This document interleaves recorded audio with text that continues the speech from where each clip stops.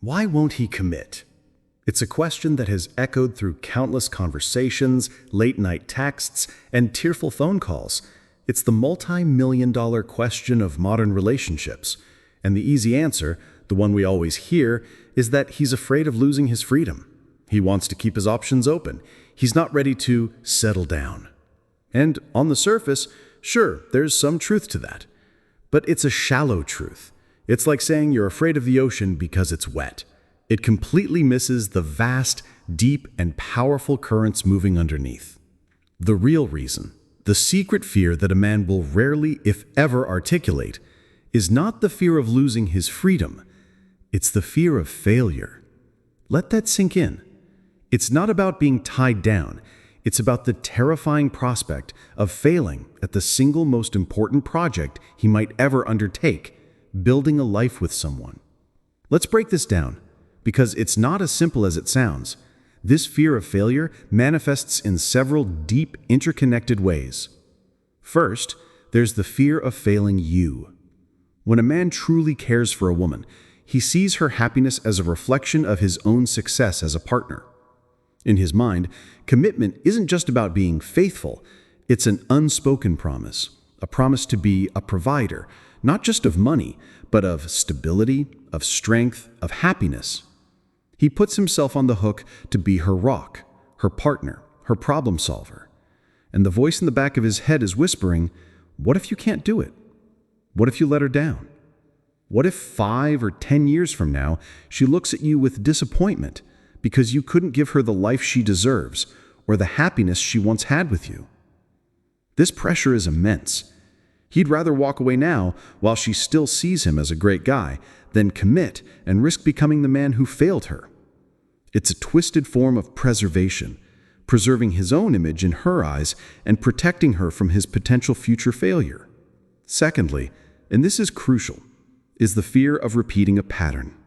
Many men have a blueprint for what a failed long-term commitment looks like. And for a lot of them, that blueprint is their own parents' marriage.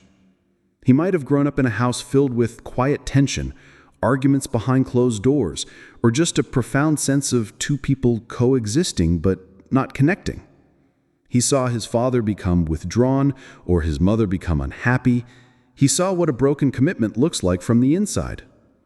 So when he thinks of marriage or a lifelong partnership, he isn't just picturing the beautiful wedding photos. He's picturing year 15. He's picturing the silence at the dinner table.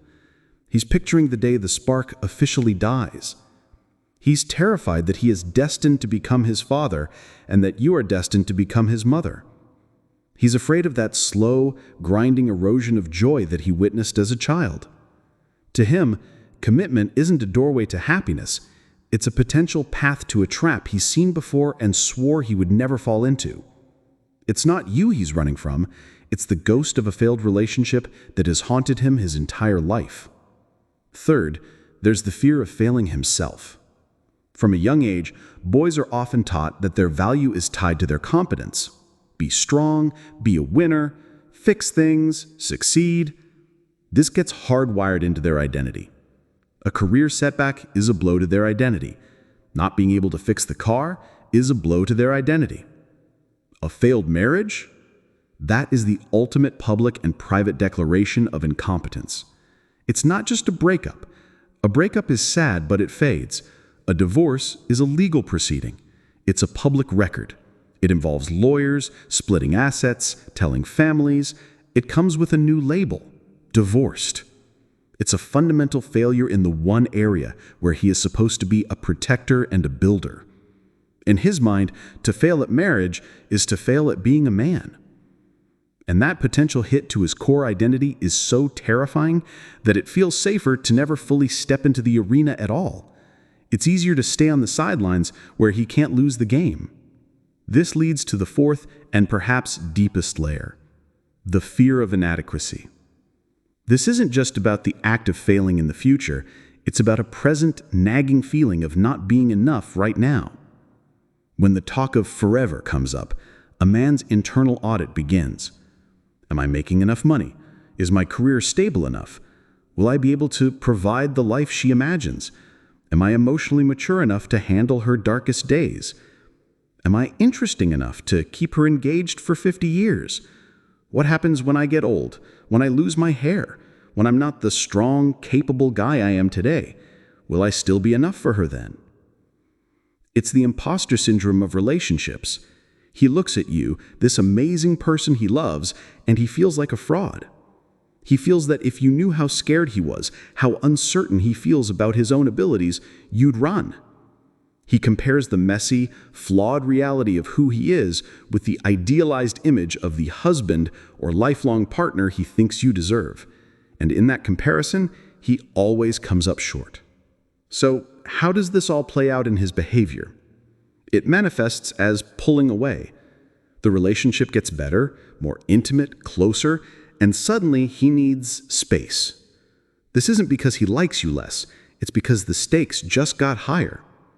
The closer you get, the more real the prospect of lifelong commitment becomes, and the louder that fear of failure screams in his head.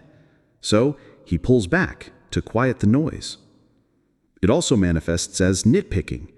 He'll suddenly start focusing on small, insignificant problems, the way you load the dishwasher or a friend of yours he doesn't like. These aren't the real issues. They are subconscious escape hatches. His brain is desperately searching for a valid reason to end things, a reason that sounds better than, "I'm terrified I'm not good enough for you." And of course, it manifests in classic delay tactics. I just need to get my career sorted out first. I need to be more financially stable. I'm just not ready for that step right now. While sometimes legitimate, these are often just symptoms of that fear of inadequacy. It's code for, I don't yet feel like the man I need to be to guarantee I won't fail you. So, understanding this deep-seated fear, what is the way forward? It's important to state that this is not about making excuses for a man who won't commit. It's about understanding the root cause, because you cannot solve a problem you don't understand. Pressuring him won't work. Ultimatums might force a decision, but it will be a decision born of fear, not desire, and that's a shaky foundation for a life together. The true antidote to a man's fear of failure is a sense of safety. It's about shifting the narrative of the relationship from, "you need to be perfect for me," to, "we are a team and we'll figure it out together." It's in the small moments, when he makes a mistake and you don't criticize him, but instead say, "it's okay, we'll fix it." When he's vulnerable about his own insecurities and he is met with empathy, not judgment. He needs to see that you view partnership not as a performance review, but as a shared journey. A journey where it's okay to stumble, where failure isn't a catastrophic end, but a lesson you learn together. He needs to believe that you love him, the real, flawed, sometimes scared him, and not just the idea of the perfect, infallible partner he's pressuring himself to be. When a man feels that his partner is his teammate, not his judge, the fear of failure begins to shrink. It doesn't vanish entirely, but it no longer becomes a paralyzing monster. It becomes a manageable concern, overshadowed by the greater desire to build a life with the person who makes him feel safe enough to try.